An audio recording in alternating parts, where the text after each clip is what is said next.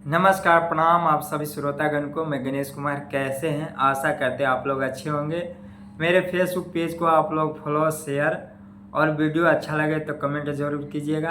Please आप लोग से विनती है। और एक सामाजिक गीत है जो कि भोजपुरी में है, मैं कुछ सुना रहा हूँ, कोशिश कर रहा हूँ, गलती सही आप लोग माफ़ कीजिएगा। बाबूजी की जो कर बुझे, मम्मी जी के नौकर, जुगवा होकर आ गए, जुगवा होकर आ गए। जे भाई के मारे ठोकर, जुगवा होकर आ गए। बबुआ घरे लोरा से परछवानी, बबुआ घरे लोरा से परछवानी, दौरा में डेग जवा जटनी घर दाएले। बबुआ हमर भेरा हवे, पढ़ल लिखल ओकर, जुगवा ओकर आ गइल, ओ जुगवा ओकर आ गइल। जे भाई के मारे ठोकर, जुगवा ओकर आ गइल। माई जी बैरी भैली, बाबूजी तू समानवा,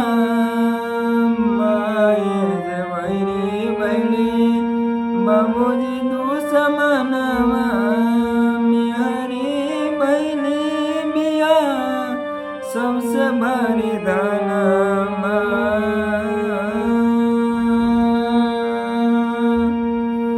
सबसे भारी धनमा।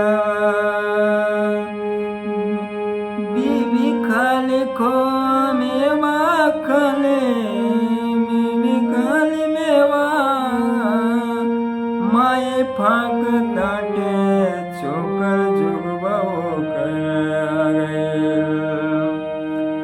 जे भाई के मारे ठोकर, जुगवा होकर आ गइल।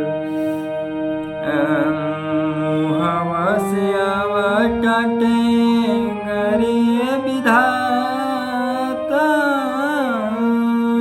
मुहवा से आवा टाटे गरिए विधाता। जाए गणेश तोरा तनिको न बुझाता, तनिको न बुझाता।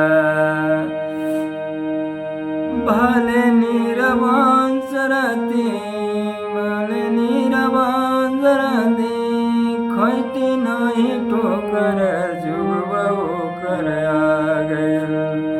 जे भाई के मारे ठोकर, जुगवा होकर आ गइल। बाबूजी के जो कर बुझे, मम्मी जी के नौकर, जुगवा होकर आ गइल। जे भाई के मारे ठोकर, जुगवा होकर आ गइल। नमस्कार, प्रणाम। मैं गलती से ही भोजपुरी में गुनगुनाया, बस माफ़ कीजिएगा। और हमारे वीडियो को ज़्यादा से ज़्यादा शेयर कीजिएगा और अच्छा लगे तो लाइक कमेंट ज़रूर कीजिएगा। नमस्कार, प्रणाम।